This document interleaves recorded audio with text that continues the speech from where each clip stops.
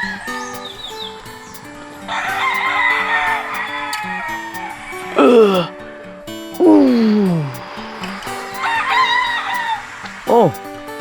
Pisan!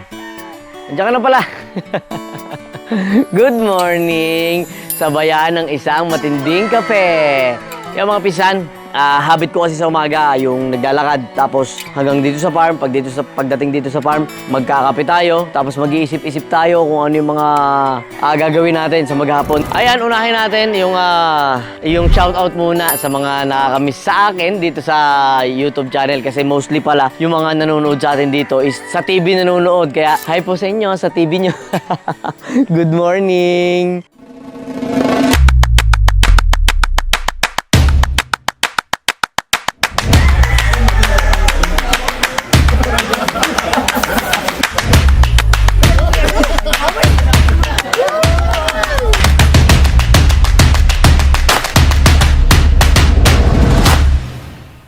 Mga Pisan, yun yung habit ko. Kinuwento ko lang tuwing umaga. Nag-iikot-ikot po ako dito sa farm. Tinitingnan po natin yung mga alaga natin, kung healthy ba sila, kung maayos ba yung nagiging cycle ng ating mga farm bodies, no? At syempre, kung sila ba ay kumain na, di ba? Yung habit po natin is consistent. So, ikaw, tatanungin ko.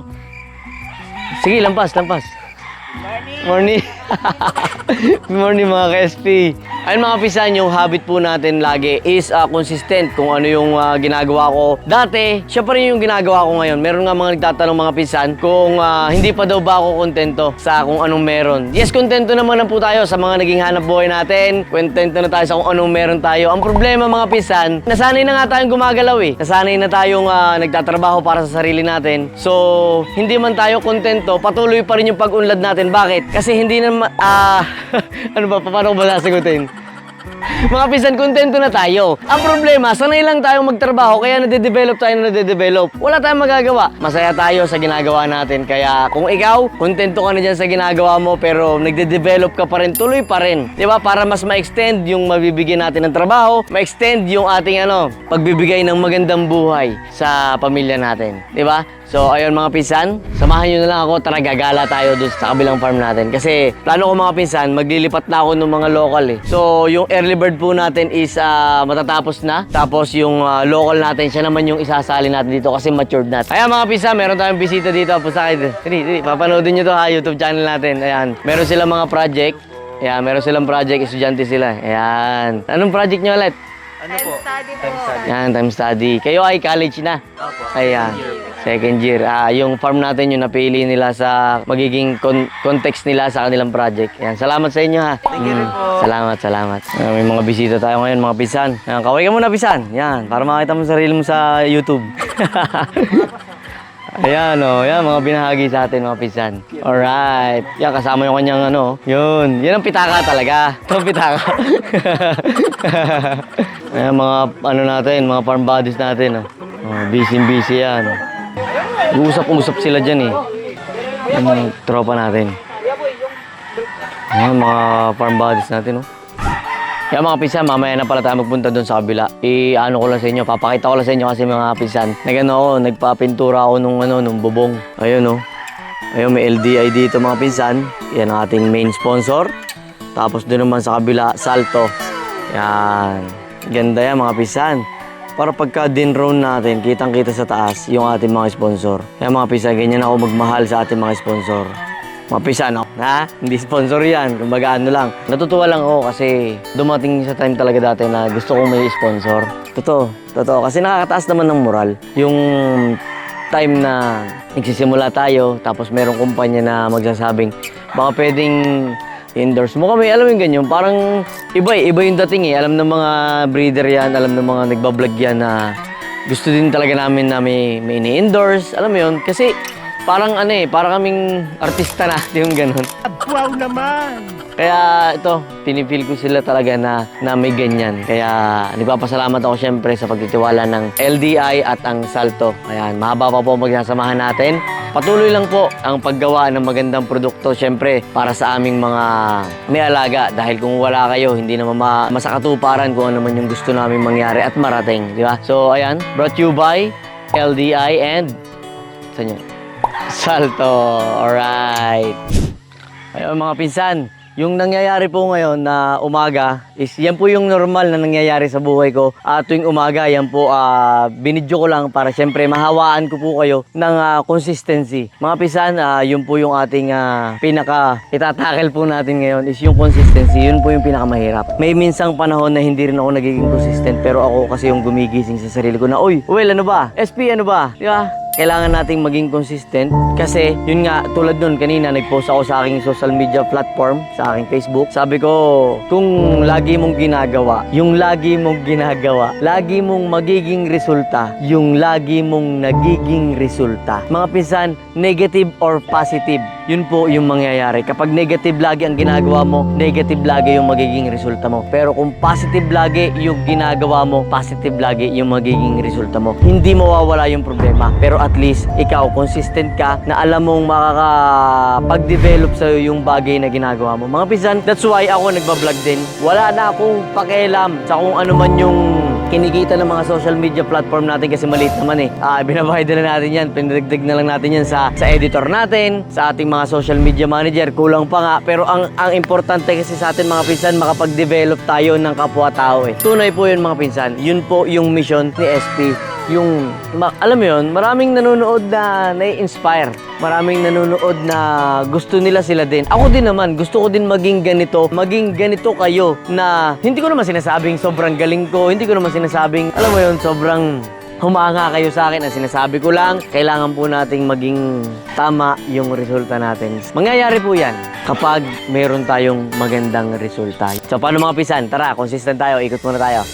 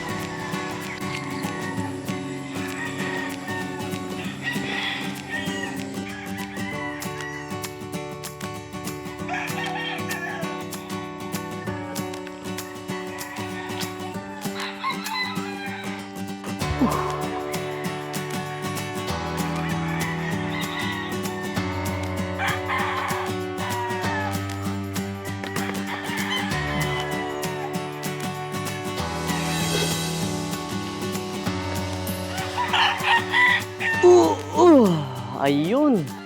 Namiss ko to mga pisan. Yung uupo lang ako sa isang side tapos magmumuni-muni. Yung uupo ka ng ganito mga pisan. Whew! Priceless.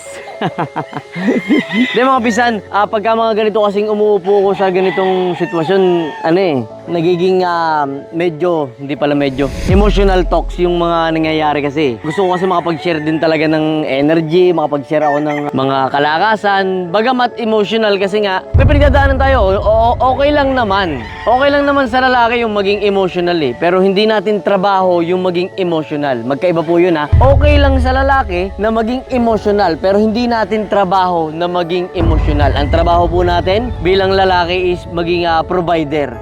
No, maging provider tayo ng pamilya, provider tayo at maging leader tayo. No, kasi tayo leader eh. Kaya no choice tayo. Kailangan nating maging matatag, maging matibay, kahit pa maging emotional pa tayo. Okay lang minsan maging emotional ka. Pero right after mag-emote, hataw na ulit, todo na ulit. Kasi wala naman eh. Wala namang may pakialam sa pakaramdam natin eh. Wala may pakialam sa pagiging emotional natin. Diba? May pakialam lang yung mga yan kapag kapag may resulta na tayo. At syempre, yung magiging emosyon mo, pag maganda ang resulta mo, magiging okay na rin yung pakiramdam mo. Diba? So, kailangan nating habulin. Hindi mo kailangan habulin. Kailangan nating maging maayos yung resulta natin para din syempre sa pamilya natin. Diba? Wala namang may ayaw. Kaya lang, paano? Diba? Ang mahirap kasi sa atin, paano tayo ng paano, hindi naman tayo sumusubok. Diba? Subok lang kasi ng subok. Dapat matuto ka talaga sumugal. Kasi pagka hindi mo sinugulan yung isang bagay, na alam mong kakayanan mo, alam mong strength mo, wala eh. Hindi ka rin naman uunlad eh. Napapagod ka sa bagay na hindi mo ikaw uunlad, mapagod ka na lang sa bagay na ikaw uunlad mo. Yun naman yung lagi kong sinasabi mga pinsan. Alam kong sawan-sawa na kayo sa mga words of wisdom ko, pero hindi tayo hanggang words of wisdom lang. Kailangan gumagalaw tayo. Hindi tayo right after mapanood natin si SP. Di ba? Ang galing na napanood ko kay SP. Sabi niya ganito eh. Dapat gawin mo din. Di ba? Para same effort, same result. Para makakita ulit ako ng mga panibagong nagre-resulta tulad ng ating mga kaibigan na si J. Mark, sila Rapi Pacheco. Si Rapi Pacheco kasi talagang loaded na yan dati pa eh. Di ba? Yung mga kaibigan natin na mga masisipag nating kaibigan, sila Kigi, ayan, mga team Pausbong, ayan, yung mga team na gwapo at magagaling. Di ba? May kanya-kanya tayong may kanya-kanya tayong strength eh. May mga kaibigan tayong vloggers, may mga kaibigan tayong vloggers at breeders na din. Di ba? So, kanya-kanya tayong diskarte sa buhay. Kanya-kanya tayong lakas. Kung ano yung nakikita mo sa iba na feeling mo kaya mo, gayanin mo. So, ganun lang yun. Pag ginaya mo, isip ka ng something new. Isip ka ng something different. Hindi lang laging gaya tayo ng gaya. Kung gusto mo talagang mag-evolve ka, mag-iisip ka. Kung gusto mo talagang magkaroon ka ng magandang resulta, gagalaw ka. Pero kung nakaganyan ka lang, kagaya ko nakaupo dito, nakaupo ka dyan, anong sunod? Pagkatapos mong umupo dyan, di ba? Galaw ka na. Kasi narinig mo na kay SP na dapat pala gagalaw, dapat pala consistent. Ganun lang naman eh. Consistent, galaw, hataw, resulta. Consistent, galaw, hataw, resulta. Kapag ka nangyari ng ganyan, ng 6 na araw mo, 7 araw, magbigay ka doon, magbigay ka sa pamilya mo ng oras. Di ba? Ganun yung cycle, ganun yung buhay. Hindi kung ano lang yung dumating, hindi tayo pwedeng come what may na lang araw-araw. Kailangan nakaplano lagi yung ating gagawin. Kung ikaw may trabaho, di ba? Pag may trabaho ka, hatawan mo, galingan mo. Sabayan mo ng trabaho, mag-side hustle ka. Hindi yan hadlang. Basta mayroon tayong gustong gawin, hindi yan hadlang. Basta gusto mo yung gagawin mo. Pero pagka napipilitan ka lang, hindi ka uunlad. Pero kung ngayon pa lang, iisipin mo na at gagawin mo na. Undefeatable ka. Walang makakapigil sa'yo, pisan. Kaya ngayon, wala nakakapigil sa atin. Basta syempre, tama yung ginagawa natin. Diba? Ganun lang naman. Ang sarap naman magkwentuhan pag ganito eh. Ako din, pag ako nagsasalita, tapos nandyan ka, yung cellphone ko, tapos yung camera, tripod, para na ako may kwentuhan nang hindi nagsasalita. Kaya mga pisan, ganito ako magsalita. Kahit naman, personal, kausapin mo ako, ganito rin ako. Kaya yung mga, yung mga kapwa ko, yung mga nakakakilala sa akin personal, na pinapanood, hindi sila na... Hindi ko lang alam hindi sila na babaguhan. Kasi off camera, may camera, ganito talaga ako makapagkwentuhan mga pisan. May lalim, may comedy. Hindi sayang yung oras mga pisan pag ako. Yabang no? Hindi mga pisan, to na yun. Hindi sayang yung oras kapag ako kakwentuhan. Bakit? Kasi hindi ko din naman sinasayang yung oras ko eh. Bawat kakwentuhan ko mga pisan, kahit sino pa yan, may natututunan ako dyan. Yung problema sinishare nila sa akin, sinasalamin ko. Bawat nangyayari sa atin mga pisan, sinasalamin natin yan. Pag may nakikita tayong na-aksidente, salamin natin yun na dapat mag-ingat tayo. Pag may nakakita tayo na magaling, salamin natin yun na dapat magsumikap din tayo para gumaling din tayo. Kapag may nakita tayong umunlad, salamin natin yan para tayo din ay umunlad.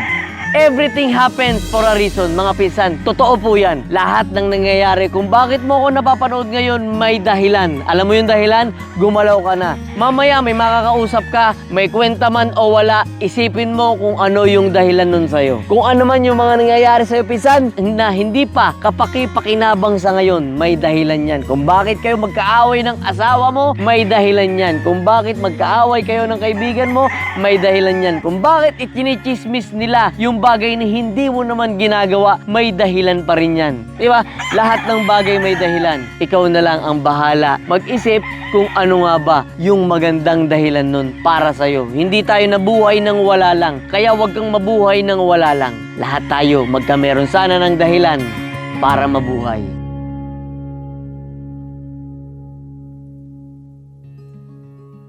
Diba mga pinsan? Yun yung bagay lagi ko po sinasabi sa inyo, panoorin mo si SP. After mo manood kay SP, gawin mo na yun dapat mo gawin. Makakapagsumikap ka, makakapag-develop ka. Kaya ikaw, kung ikaw ay nasan ka man, may dahilan kung bakit nandyan ka sa ibang bansa, may dahilan kung bakit nagtatrabaho ka ngayon, may dahilan kung bakit nagtuturo ka ngayon, may dahilan kung bakit nagsusumikap ka ngayon. Bigyan mo ng dahilan lahat ng yan.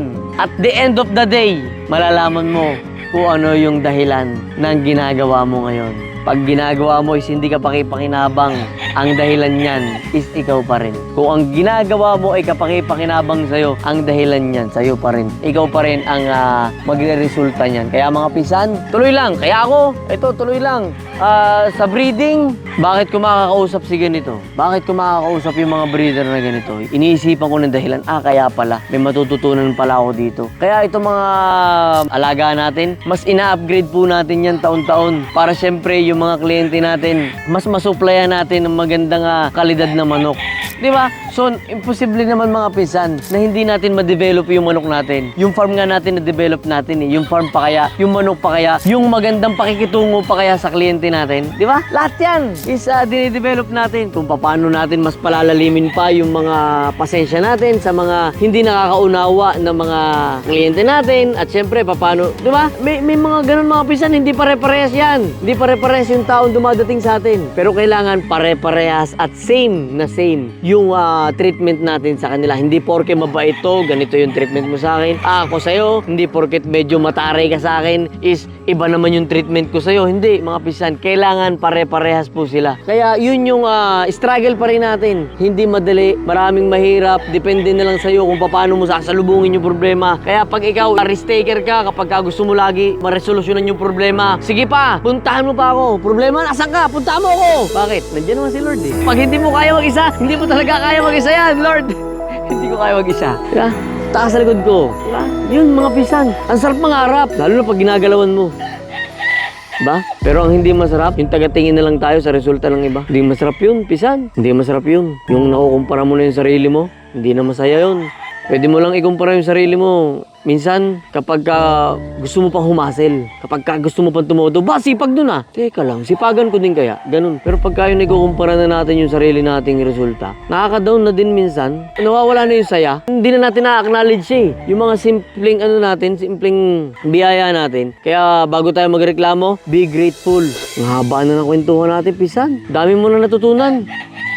At ang dami na pumasok sa isip mo na pwede mong gawin pag umuwi ka galing dyan sa ibang bansa, na pwede mong gawin pag umuwi ka galing dyan sa trabaho, na pwede mong gawin kapag nandiyan ka na rin sa manukan mo. Maliit, malaking manukan, parehas lang yan. Parehas lang tayo nagpapatuka. Kaya parehas lang dapat tayong humahataw. Parehas lang dapat tayong sumusubok. Parehas dapat tayong magkakameron ng resulta. Kaya ikaw na nanonood ngayon, naghihintay ako ng magandang resulta mo. At naghihintay din ang sarili mo ng magandang resulta mo. Kaya simulan mo na.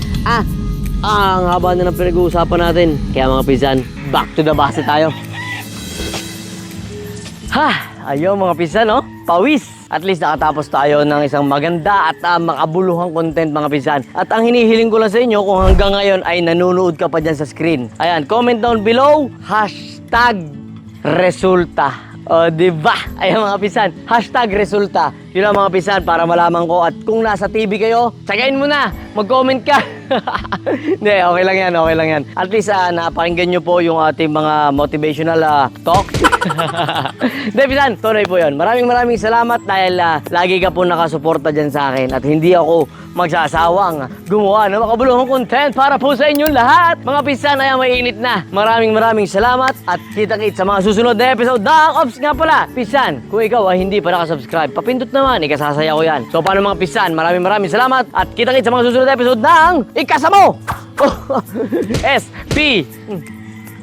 Mali na naman Bahala ka I am SP. Love you all guys. Mwah.